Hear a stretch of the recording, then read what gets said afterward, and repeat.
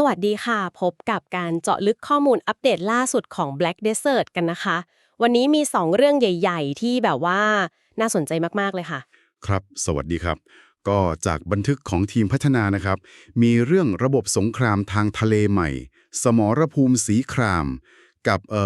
การปรับสมดุลอาชีพครั้งใหญ่เลยใช่ค่ะหลังจากที่เขาปรับระบบต่อสู้ไปรอบก่อนหน้านี้เนาะทีนี้เรามาดูกันดีกว่าว่ามันมีอะไรเปลี่ยนแปลงไปบ้างจะกระทบการเล่นยังไงเอาละมาแกะกล่องเรื่องนี้กัน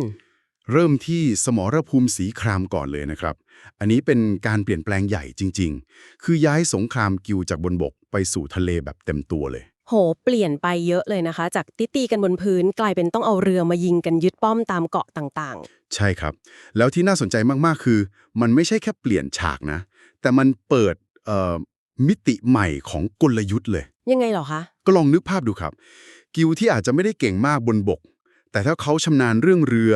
การเดินเรือการประสานงานทางทะเลดีๆเนี่ยอาจจะใช้กลยุทธ์แบบซุ่มโจมตีหรือว่าคุมเส้นทางเดินเรือสร้างความได้เปรียบแบบใหม่ๆที่แต่ก่อนทำไม่ได้เลยอืมฟังดูน่าสนุกขึ้นเยอะเลย แล้วการเข้าร่วมล่ะคะยากไหม การเข้าร่วมก็ต้องให้กิวสมัครนะครับช่วงวันอาทิตย์ถึงศุกร์ประมาณ3ทุ่มถึง4ทุ่มตอนนี้กำหนดเซิร์ฟเวอร์เป็นออดิจิตะ1 แล้วรางวัลล่ะคะ คุ้มค่าเหนื่อยไหม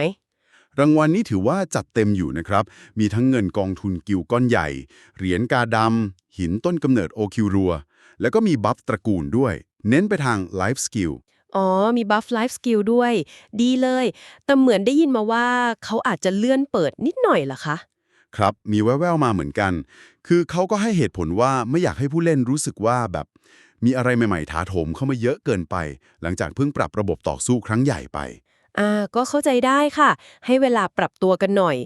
แล้วในสมรภูมินี้เรือแต่ละแบบนี้บทบาทต่างกันชัดเจนเลยไหมคะ ชัดเจนขึ้นมากครับ เรือแกลเลอรี่กิลนี่จะเน้นยิงป้อมเป็นหลักเลย ส่วนเรือคาราวานกับเรือแพนออกซอนก็จะทำหน้าที่คุ้นกันเรือแกลเลอรี่เรา หรือไม่ก็ไปไล่ยิงเรือศัตรู เรือแพนออกซอนมีอะไรใหม่ๆไหมคะ มีทักษะใหม่ครับ ยอมตายเพื่อรอด เคลื่อนไหวหมุนรอบ อันนี้เด็ดเลย คือทำให้ยิงปืนใหญ่ได้รอบทิศทางตอนจอดนิ่ง เพิ่มความยืดหยุ่นได้เยอะเลย แล้วก็มีการปรับลดค่าสถานะเรือบางอย่างลงนิดหน่อย ที่สำคัญคือลูกเรือตายเรือแตกไม่โดนลงโทษแล้วนะครับ แล้วก็ซ่อมเรือระหว่างรบไม่ได้ด้วย เอ้าซ่อมไม่ได้เหรอคะ ครับผม อันนี้ยิ่งเน้นเลยว่าการวางแผน การเตรียมเรือ การจัดกองเรือก่อนเริ่มรบเนี่ยสำคัญมากแบบนี้มันก็อาจจะมีช่องโหว่ให้โจมตีได้สิคะ อย่างถ้าศัตรูรู้ว่าเราต้องการเรือแกลเลอรี่ เขาทุ่มกำลังมาตีเรือคุ้มกันเราก่อนหมดเลย เราจะทำยังไง ๆ นั่นแหละครับ ประเด็นเลย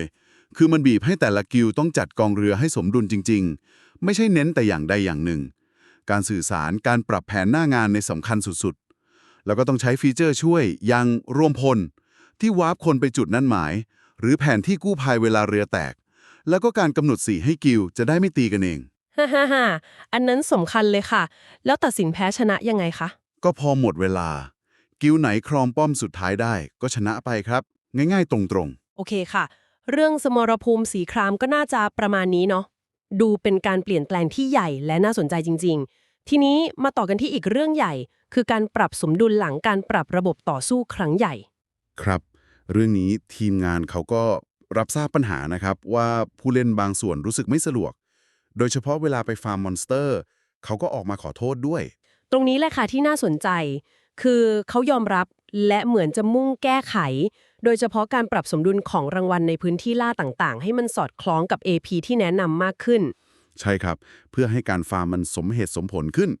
รู้สึกว่าลงแรงไปแล้วได้ของที่คุ้มค่าจริงๆตามความยากง่ายของแต่ละที่อันนี้ดีมากๆเลยค่ะ เพราะบางทีฟาร์มที่ยากๆ แต่ของดรอปไม่ต่างจากที่ง่ายๆ มันก็ท้อเนาะ แล้วเรื่อง PVP ล่ะคะ เห็นไม่พูดถึงเมตาหินอะไรสักอย่างอ๋อ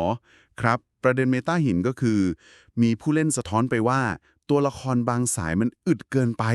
ตียากทำให้ PVP มันยืดเยื้อไม่ค่อยสนุกเท่าไหร่ แล้วทีมงานว่าไงคะ เขาก็รับทราบครับแล้วก็บอกว่ากำลังพิจารณาปรับปรุงอยู่ แต่จะทำอย่างระมัดระวังเพราะเรื่องนี้มันละเอียดอ่อนมาก ต้องหาจุดสมดุลให้ดีอืม เข้าใจเลยค่ะ มันเป็นโจทย์ยากจริงๆนะคะเรื่องสมดุล PVP เนี่ยทีนี้มาดูรายละเอียดการปรับอาชีพกันบ้างดีกว่า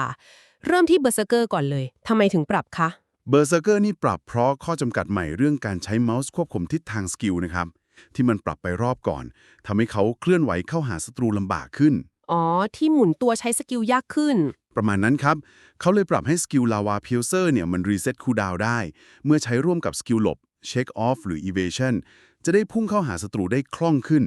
ส่วนสาย Awakening ก็ปรับปรุงการควบคุมทิศทางกลางอากาศให้ดีขึ้นด้วย ก็คือเน้นคืนความคล่องตัวความลื่นไหลให้เขากลับมาว่างั้นเถอะถูกต้องครับ แก้ปัญหาที่เกิดจากการเปลี่ยนแปลงระบบโดยตรงเลย ต่อไปเป็นชายคลาสสุดน่ารักของเรา อันนี้ปรับทำไมคะ ชายนี่ได้รับผลกระทบจากการเปลี่ยนแปลงเรื่องการลด DP หรือพลังป้องกันทำให้บางทีไปเล่นคนเดียวไปฟาร์มคนเดียวแล้วอาจจะลำบากขึ้นตายง่ายขึ้น อ๋อตัวบางลงว่างั้นเถอะ ประมาณนั้นครับ การปรับก็เลยเน้นไปที่ความเสถียรในการเอาตัวรอดมากขึ้น อย่างเพิ่มระยะสกิลกลิ้งหลบ Tumble Womber เพิ่มการฟื้นเลือดจากสกิลtwirl แล้วก็เพิ่ม Super Armor หรือสถานะป้องกันสถานะผิดปกติ ให้สกิลฮอปตอนกระโดด แล้วก็ปรับดาเมจบางสกิลให้ดีขึ้นนิดหน่อย เหมือนทำให้ยืนระยะได้ดีขึ้นใน PVE คนเดียว ใช่ครับ แล้วทีมพัฒนาก็บอกด้วยนะว่ากำลังพิจารณาเรื่อง